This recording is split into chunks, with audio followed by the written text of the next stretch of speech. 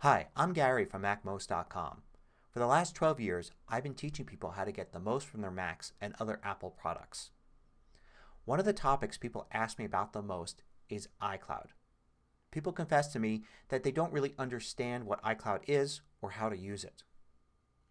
I've created this course for typical Mac users who are probably already using parts of iCloud without even thinking about it. We'll start off simply by learning what is iCloud. Then we'll take a look at all of the different parts of iCloud, why you would want to use them, and how you would use them.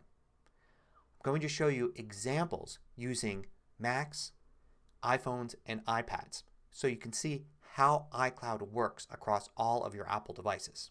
The goal of this course is to understand iCloud and to be able to use the parts of it that will make you more productive and allow you to get the most from your Apple devices.